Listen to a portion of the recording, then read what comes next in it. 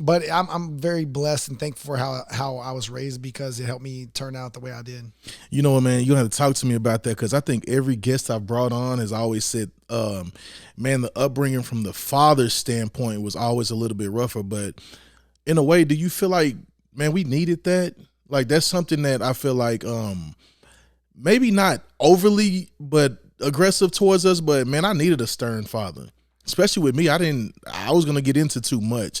How do you feel like, do you, in ways, do you appreciate how stern he was with you? And what have you taken from that and put on yourself? I definitely appreciate it now for sure. I mean, when it was happening, of course not, and I saw this guy, one of the guys I follow a lot, Patrick Bet David. He was talking about how, as a child, you go through three different phases with your parents. The first phase is idolizing them. You idolize your parents and your family, especially your father, and then you demonize them, and then you humanize them. So idolize, demonize, humanize. So growing up, they're your hero. At some point, they become, you're like, oh, my dad's old. He doesn't know what he's talking about. And then later on you realize, hey, they're just humans just like you, and you there's a humanization to it, and then you get more respect. You become more respectful and about the way you were raised, and you really like enjoy what happened, and you realize that it was important. So some of the stuff you went through, it was important for sure. So you feel like growing up, you were more so an outdoorsman, like you said, hunting, fishing.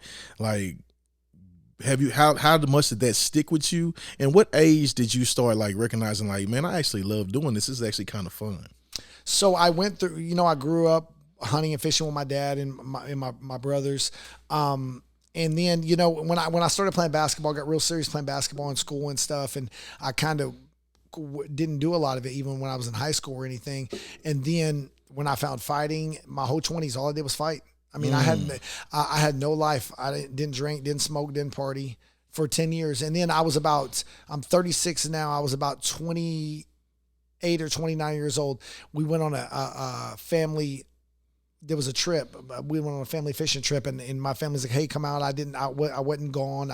When I was in the UFC, I was gone half the year out of state. So I wasn't gone, and I went on the trip, and I was like, man, I missed this. And then that's when I got back. I was basically 29 when I started getting back into it again after growing up doing it. I went a long time where it was like I had other priorities at the moment. I was trying to, pursue my career in fighting, and I went basically from, 10 years without doing it hardly. So you just said your majority of your 20s was dedicated towards fighting. What age did you actually like start training? So I didn't start training until 2 months before my 20th birthday. Wow. I was 19 years old. I was about to be 20 years old. What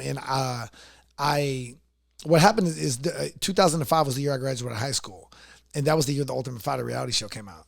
And I was like, man, I need to do this. I was like, I want to do this. I want to be a fighter.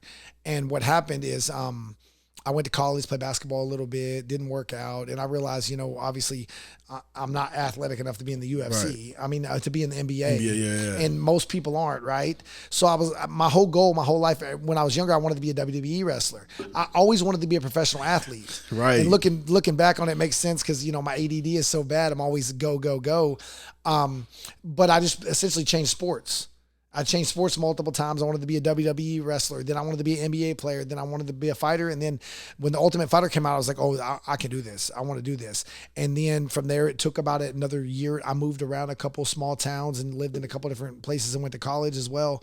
And then I found a boxing gym about 2 months before my 20th birthday and started training and fighting.